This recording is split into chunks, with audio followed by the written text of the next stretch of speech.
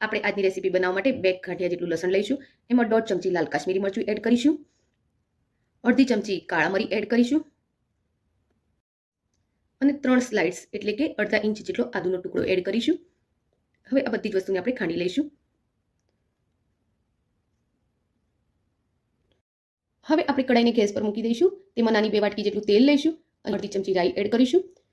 રાઈ ફૂટવા લાગે એટલે એમાં અડધી ચમચી જીરું એડ કરીશું અને જીરું સહેજ સાંતળે એટલે એમાં 5 ચમચી હિંગ એડ કરી લઈશું. ત્યારબાદ એમાં તમાલપત્રના આ રીતે ટુકડા કરી એડ કરી લઈશું અને હવે 2 નંગ ઝીણી સમારેલી ડુંગળી એડ કરીશું અને એને થોડી વાર માટે સાંતળી લઈશું. અને હવે આપણે તૈયાર કરેલી ચટણી એમાં એડ કરી લઈશું.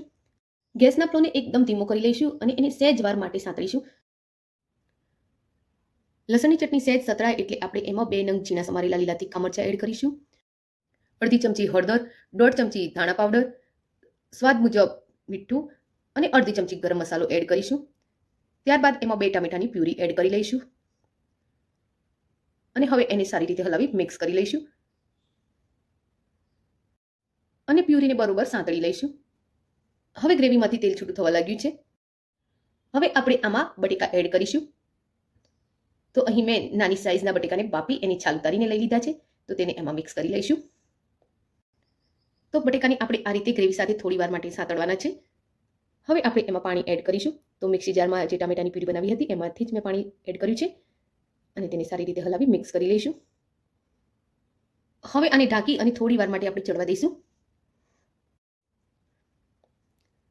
તો આ રીતે એને ઢાંકી અને થોડી વાર ચડવા દઈશું એટલે એની ગ્રેવી એકદમ ઘટ થવા લાગશે અને મસાલા બટાકા સાથે સારી રીતે સેટ થઈ જશે. તો આ શાક આપણું એકદમ રેડી થઈ ગયું છે. શાક સહેજ ઠંડુ થાય એટલે આપણે એમાં લીલા સમારેલા ધાણા એડ કરીશું અને તેને સારી રીતે હલાવી મિક્સ કરી લઈશું. તો આ શાક છે આપણા લસણિયા બટેકાનું. હવે આપણે એને સર્વ કરી લઈશું.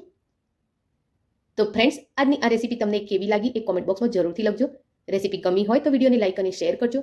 આવી જ બીજી રેસીપી જોવા માટે મારી ચેનલને સબસ્ક્રાઇબ કરી લેજો. Thank you for watching my video. જય શ્રી કૃષ્ણ.